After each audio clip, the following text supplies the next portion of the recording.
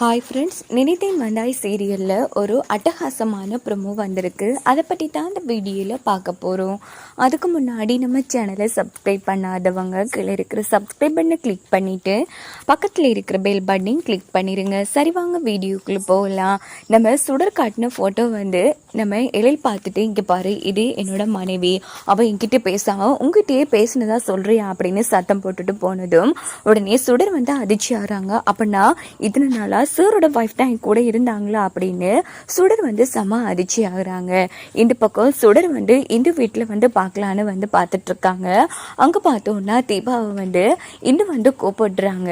இன்னொரு பக்கம் இந்து கதவுக்கு மறைவாத்தான் இருக்காங்க. ஆனால் தீபாவை கேஷுவலாக பேசிட்டு இருக்காங்க. ஆனால் இந்து தனக்கு பின்னாடி இருக்கிறது நம்ம தீபாவுக்கு தெரியல அப்படின்னு பார்த்து நம்ம சுடர் கண்டுபிடிச்சிடுறாங்க. உடனே சுடர் தீபா கிட்ட, ஆமா தீபா, இந்து அக்கா எங்க இருக்காங்க, சரியா சொல்லு பார்க்கலாம் அப்படின்னதும், இதோ உன் முன்னாடி பாரு, என் முன்னாடி தான் இருக்காங்க அப்படின்னதும், ஓஹோ அப்படியா, அப்படின்னா இந்து மேடம் உன் முன்னாடி தான் இருக்காங்கன்னு சொல்ல வாரியா அப்படின்னு சுடர் கேட்டதும் உடனே தீபாவும், ஆமா சுடர், உன் கண்ணுக்கு தெரியலையா அப்படின்னு கேட்குறாங்க.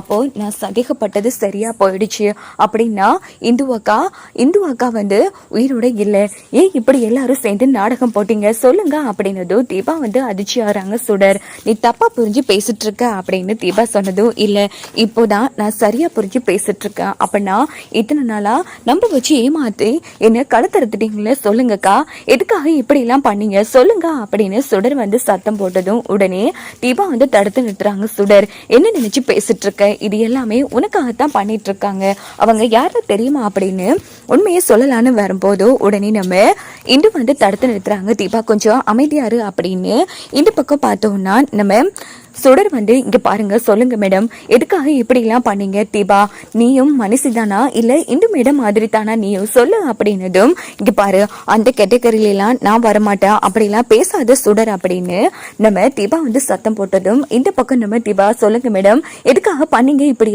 எல்லாம் என்னோட சுயநலம் தான், என் பசங்களை நீ நல்லா பாத்துக்கிற சுடர், அதனாலதான் நான் உனக்கும் என் புருஷனுக்கும் கல்யாணம் வேற பண்ணி வச்சேன் அப்படின்னதும் சுடர் அதிர்ச்சி ஆறாங்க. உடனே எப்படி எல்லாம் கல்யாணம் பண்ணி வச்சாங்களோ இந்து அத்தனை விஷயத்தையுமே ஒண்ணு விடாம நம்ம சுடர்கிட்ட சொல்லி முடிச்சது சுடர் சம அதிர்ச்சி ஆறாங்க.